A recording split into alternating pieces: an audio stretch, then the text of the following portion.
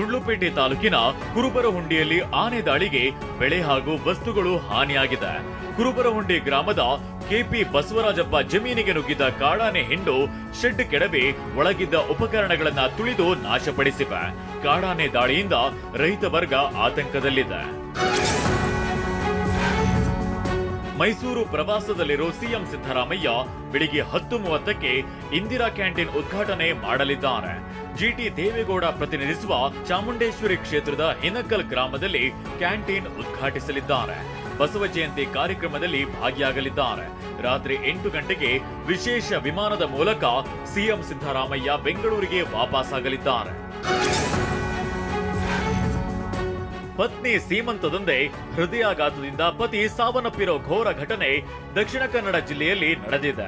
ಬಂಟ್ವಾಳ ತಾಲೂಕಿನ ಮಿತ್ತನಡ್ಕ ಎಂಬಲ್ಲಿ ಎಲ್ಲರೂ ಪತ್ನಿಯ ಸೀಮಂತ ಕಾರ್ಯದ ಸಿದ್ಧತೆಯಲ್ಲಿ ತೊಡಗಿದ್ರು. ಈ ವೇಳೆ ಏಕಾಏಕಿ ಸತೀಶ್ ಹೃದಯಾಘಾತದಿಂದ ಮನೆಯಲ್ಲಿ ಕುಸಿದು ಬಿದ್ದಿದ್ದಾನೆ. ಸತೀಶ್ನನ್ನ ಕೂಡಲೇ ಮಂಗಳೂರಿನ ಆಸ್ಪತ್ರೆಗೆ ದಾಖಲಿಸಿದ್ರು. ಚಿಕಿತ್ಸೆ ಫಲಕಾರಿಯಾಗದೆ ಆಸ್ಪತ್ರೆಯಲ್ಲಿ ಸಾವನ್ನಪ್ಪಿದ್ದಾರೆ. ಬೆಳಗಾವಿ ಸದನದಲ್ಲಿ ಸಿಟಿ ರವಿ ಮತ್ತು ಸಚಿವೆ ಲಕ್ಷ್ಮೀ ಹೆಬ್ಬಾಳ್ಕರ್ ಮಧ್ಯೆ ಗಲಾಟೆ ನಡೆದ ಬಳಿಕ ಇದೇ ಮೊದಲ ಬಾರಿಗೆ ಚಿಕ್ಕಮಗಳೂರಿಗೆ ಸಚಿವೆ ಲಕ್ಷ್ಮೀ ಹೆಬ್ಬಾಳ್ಕರ್ ಭೇಟಿ ನೀಡಿದ್ದಾರೆ. ಖಾಸಗಿ ರೆಸಾರ್ಟ್ನಲ್ಲಿ ವಾಸ್ತವ್ಯ ಹೂಡಿರುವ ಲಕ್ಷ್ಮೀ ಹೆಬ್ಬಾಳ್ಕರ್ ಕಾಂಗ್ರೆಸ್ ಆಯೋಜಿಸಿರುವ ಬೈಕ್ ರ್ಯಾಲಿಯಲ್ಲಿ ಪಾಲ್ಗೊಳ್ಳಲಿದ್ದಾರೆ. ಬಳಿಕ ವೀರಶೈವ ಲಿಂಗಾಯತ ಸಮಾಜದ ಕಾರ್ಯಕ್ರಮ ಮತ್ತು ಗ್ಯಾರಂಟಿ ಫಲಾನುಭವಿ ಸಮಾವೇಶದಲ್ಲಿ ಪಾಲ್ಗೊಳ್ಳಲಿದ್ದಾರೆ. ಸರ್ಕಾರ ನನಗೆ ರಕ್ಷಣೆ ಕೊಡ್ತಿಲ್ಲ, ನನ್ನ ಟಾರ್ಗೆಟ್ ಮಾಡಿದ್ದಾರೆ ಅಂತ ಮಾಜಿ ಶಾಸಕ ಬಸವರಾಜ ದಡೇಸಗೂರು ಸ್ಫೋಟಕ ಆರೋಪ ಮಾಡಿದ್ದಾರೆ.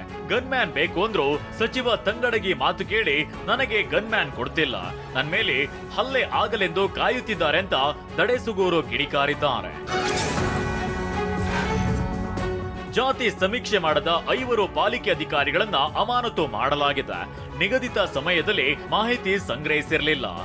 5ರನ್ನ ಸಸ್ಪೆಂಡ್ ಮಾಡಿದ ಬಿಬಿಎಂಪಿ ಮುಖ್ಯ ಆಯುಕ್ತರು ಶ್ರೀಜೇಶ್, ವಿಜಯ್ ಕುಮಾರ್, ಶಿವರಾಜ್ HC, ಮಹದೇವ್, ಶ್ರೀಶಂಕರ್ ಅಧಿಕಾರಿಗಳನ್ನ ಅಮಾನತು ಮಾಡಲಾಗಿದೆ.